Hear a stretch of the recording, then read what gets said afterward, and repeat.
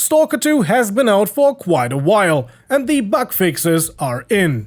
So let us ask the question, is Stalker 2 for you? The answer comes with some caveats. You will love Stalker 2 if you are a fan of the originals, or are a newcomer who can excuse some flaws in exchange for genuine passion of a game developer. And you would probably hate Stalker 2 if you expect a perfectly polished, continuous action horror game. And with those words, welcome to our review of Stalker 2. And since this video comes out a long time after the game's peak relevance, because I do have a full-time job, I'd like to kindly ask you to like, comment and subscribe. You know, all the good stuff that YouTubers beg for the algorithm's sake. Thank you in advance.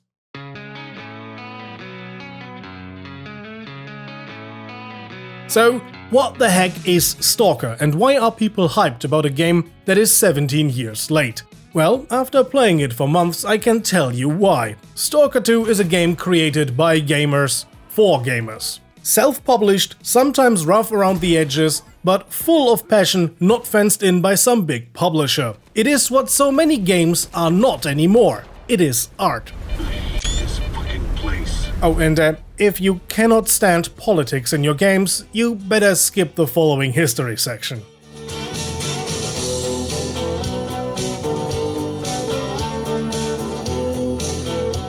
The original Stalker Shadow of Chernobyl, created by GSC Game World on their proprietary X-ray engine, came out back in 2007 and looked pretty decent for the time. It is like all Stalker games, a first-person survival horror game with RPG elements. I know a good place for an ambush. I'll thank you for your help. You do cooperate with NPCs, but most of the time you explore the zone on your own. And over the course of the game, you become a veritable one-man army. They're coming. And here we go.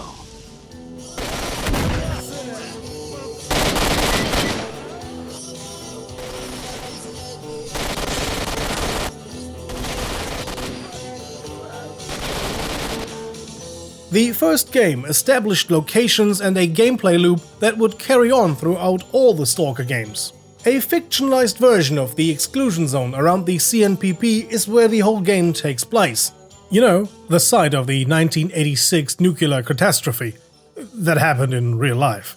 And in this zone you will find yourself shooting, looting, traveling, eating, and making economical decisions with money and ammo.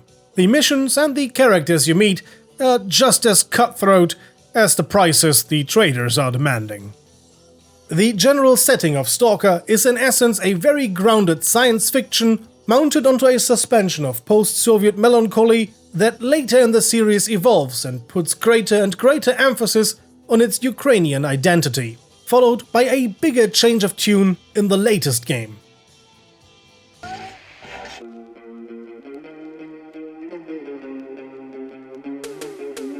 The first game was followed up by Clear Sky in 2008 and Call of Pripyat in 2009. All games were lauded for deeply atmospheric and immersive gameplay, and became a massive success. But the age of the X-ray engine did show by 2009, and so in 2010 the developers at GSC Game World announced Stalker 2 set to be released in 2012. But as you probably know, that wouldn't happen. The game was cancelled and the development studio was dissolved. In 2014, GSC Game World was refounded and the development of Stalker 2 was announced to commence, originally scheduled to be released in 2022. Unfortunately, this deadline had to be pushed back due to factors the developers could not control. The game was finally released in late 2024 due to the Russian war of aggression against Ukraine. If Stalker 2 had come out in 2021, you would be pretty much excused if you had thought of it as just that long-awaited sequel to that Russian Fallout game. The average viewer of my channel is a 25-year-old American, and the likelihood of you being informed about the details of post-Soviet and Eastern European politics is slim, and there's no shame in that.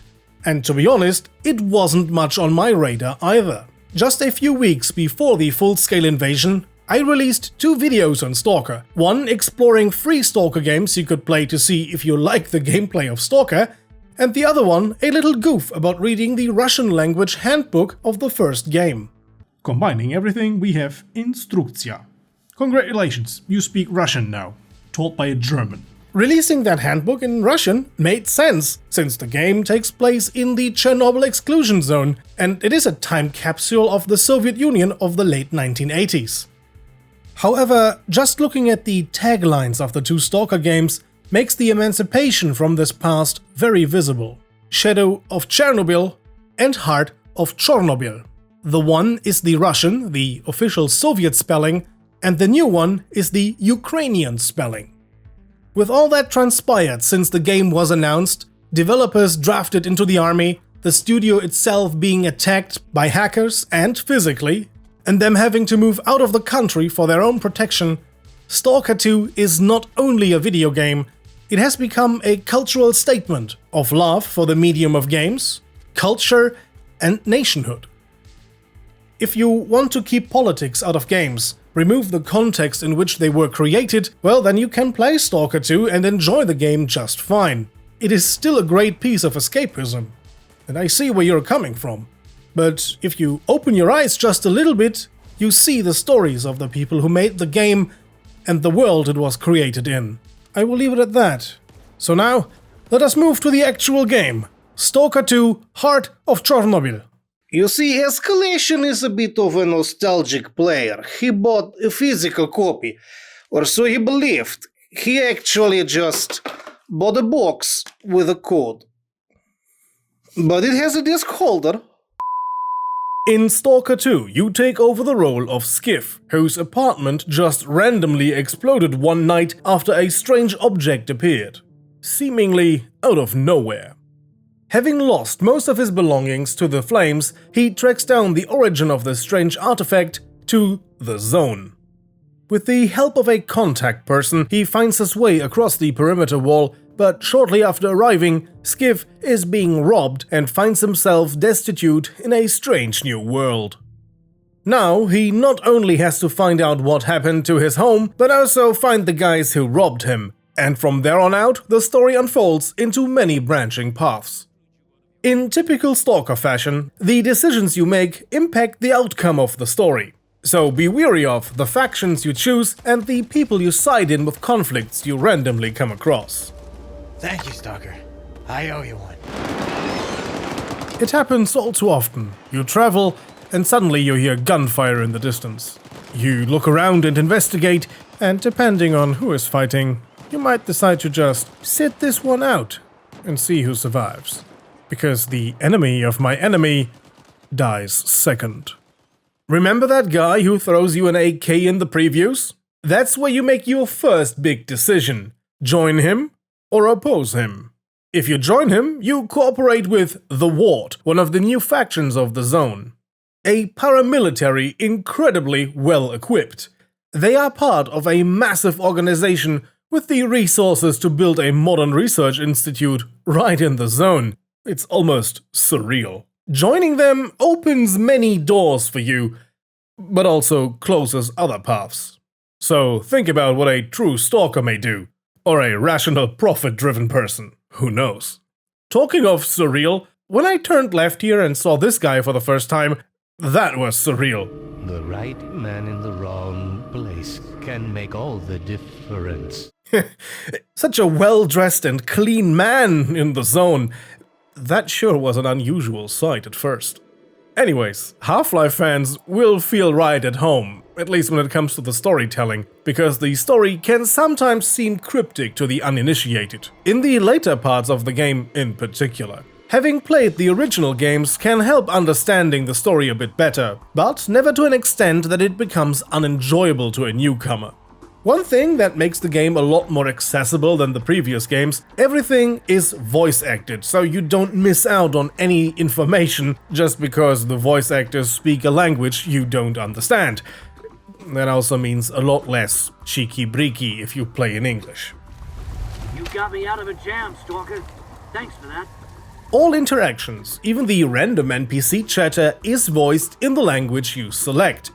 Ukrainian for those who want the OG experience, and English for those who really enjoy the overabundance of Irish stalkers. I hope you share my brother's fate, Stalker.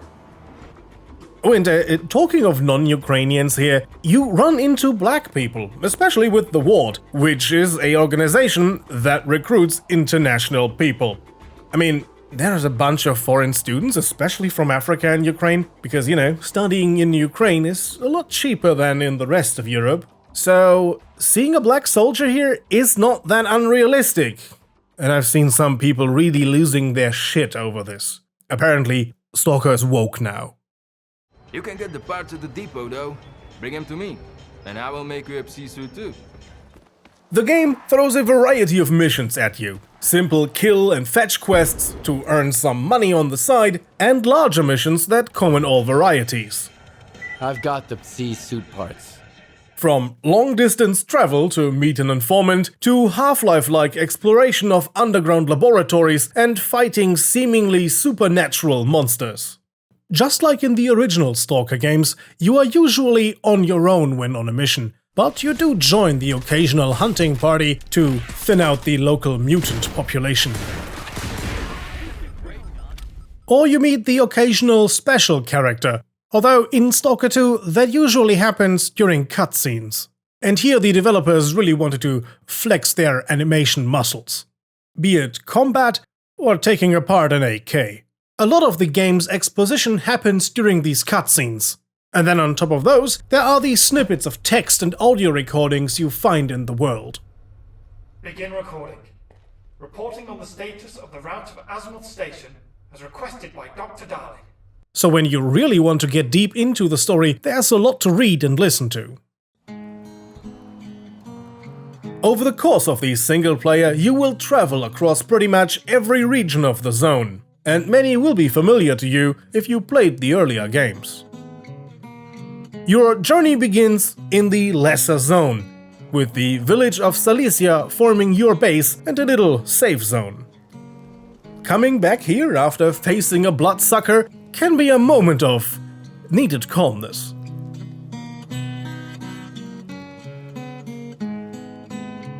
The Lesser Zone alone is an incredibly atmospheric place that eases you into the open world and forms a jumping-off point for bigger things to happen. It is also host to the large poppy field that we saw in the previews. A very pretty place, but dangerous. Once the game leads you out of the Lesser Zone and you explore all the other massive regions, you will come across many known places from the previous games. Once I traveled out of the Lesser Zone and explored the rest of the massive map, I came across some places that send a warm feeling down my spine. Setting foot into the rookie village or Sidrovich's bunker again, that was a coming home moment for me. And finding the abandoned Clear Sky base, that just felt unreal. Same counts for characters from the earlier games.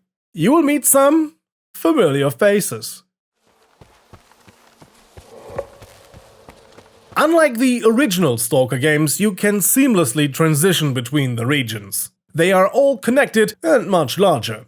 This is pretty cool, but also massively increases travel time compared to the original. Luckily, there is a fast travel system. All the way to Pripyat, if you want. But convenient travel only exists between major settlements, and sometimes fast travel locations are gained and lost due to your decisions. So think about what you're doing in the game. Everything can have consequences.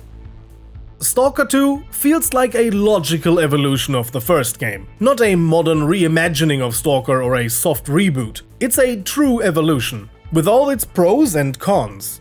The menus are very similar to the first game, with some quality of life improvements. You still need to manage various types of ammunition, maintain your guns and upgrade them, find attachments, and so on. The firearms in Stalker are a major part of the game, and there's a whole bunch of them. Eastern style and Western style, you can just pick your favorites. And you have to care for them, because just like your armor, your weapons break over time. There is wear and tear, so repairing your guns regularly is important, because when they reach a certain point of disrepair, all of a sudden they start jamming. To repair your guns, you need to make decent money, because depending on the gun, repairing them can be pretty expensive. So a toolkit for some DIY repairs would be a pretty cool addition to the game. Modifying your guns, different ammo types and wear and tear for weapons and armor does sound pretty elaborate, but in all actuality, it is pretty casual and you will quickly get a hang of it. Weapons and enemies, humans and mutants alike, are largely the same as in the original game.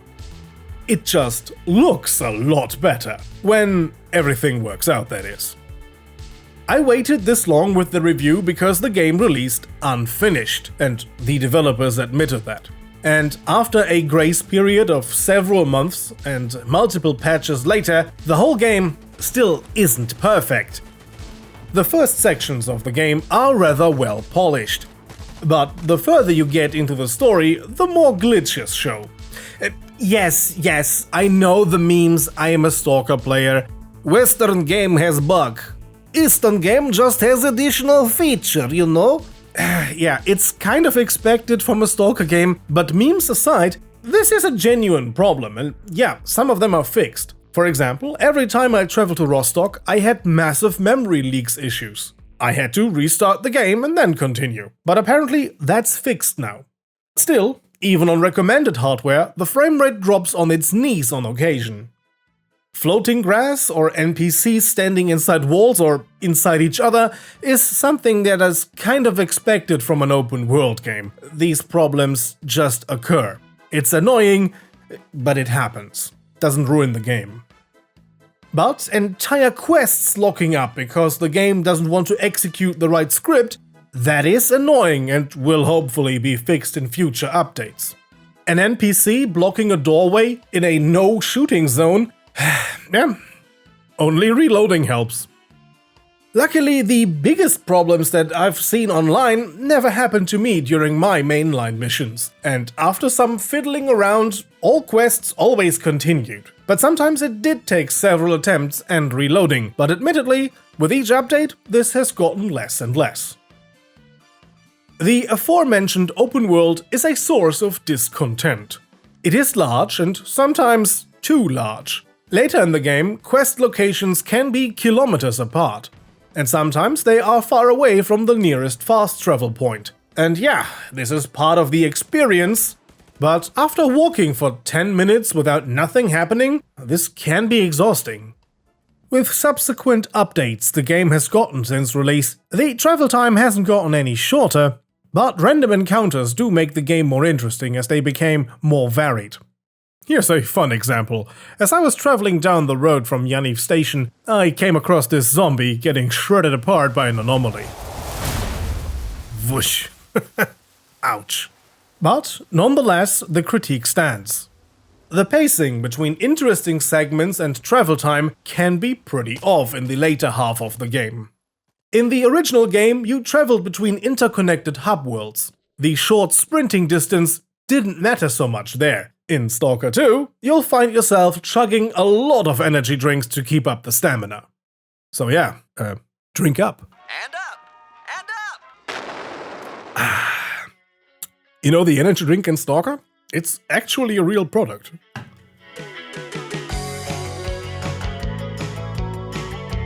It's almost as if the movement system wasn't built for an open world. Okay, let's scratch this complaint. It's annoying, but still very atmospheric.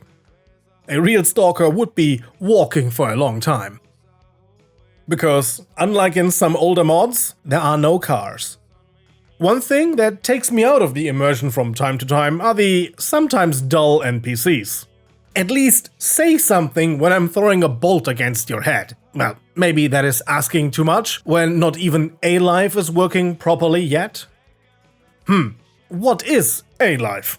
A-Life was a system built to give NPCs their own objectives. It simulated life in the zone. In the original Stalker games, NPCs and monsters would not just appear around you, they would follow their own paths in the game, and sometimes you would cross paths. Something that is often said about the original Stalker is that NPCs could finish the game without you, without your interaction.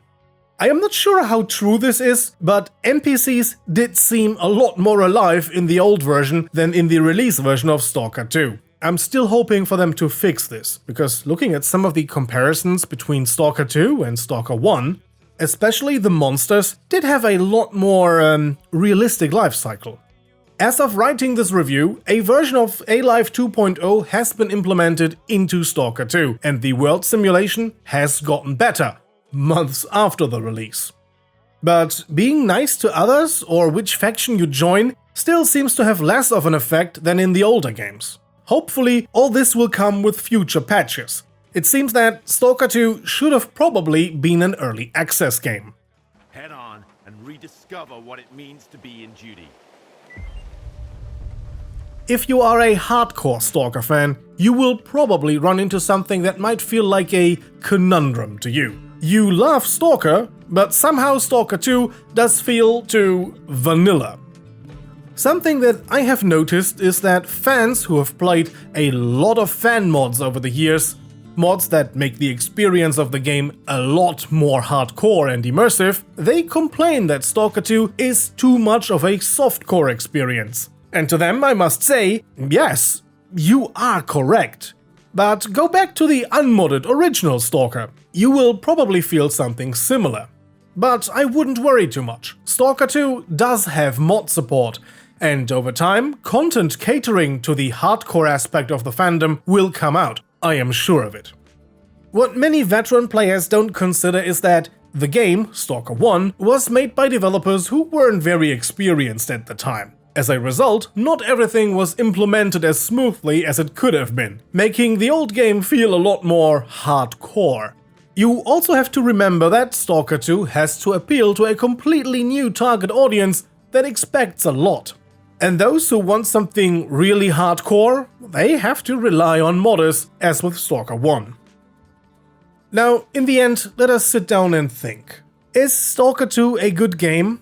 Yes, it is a great game. It is one of the best single-player games I have played in the past few years. It is incredibly atmospheric and you can just lose yourself in it. Sometimes I find myself just standing somewhere and taking in the view. Or when you found a good spot that is kinda safe, you can sit down and play the guitar.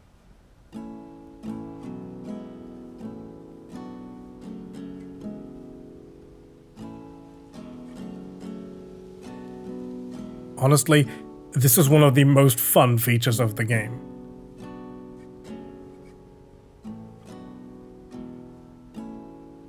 And looking at the roadmap, there is a lot more stuff to come in the future. Story DLCs, and even a multiplayer mode. But sadly, no co-op. That's something for the mods, I guess. But with all this positive stuff, you can't omit that the game is rough around the edges. Even on high-end hardware, it isn't always smooth. Just like with the original Stalker games. In that way it stays true to itself. I played it on a PC with an RTX 4070, and that was okay most of the time. But if you intend to play this on an Xbox, you might want to think twice about that and watch a specific Xbox review, because I've heard horror stories about that. Fans of the original game should definitely go and grab Stalker 2. Newcomers, go and get it on a sale. Definitely give it a try. Stalker 2 is one of those games that I never thought I would get to play it. Pretty much second to Half-Life 3. Now there's one big game to hope for, as Stalker 2 is actually out.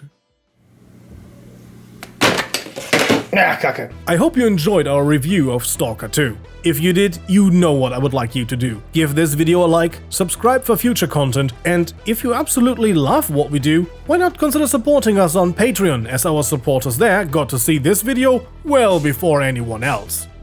You see those names scrolling by? Those are our supporters on Patreon. And to these lovely folks, a heartfelt thank you. And with that, see you guys next time. Until then, have a nice day, and as always, goodbye and guten Tag.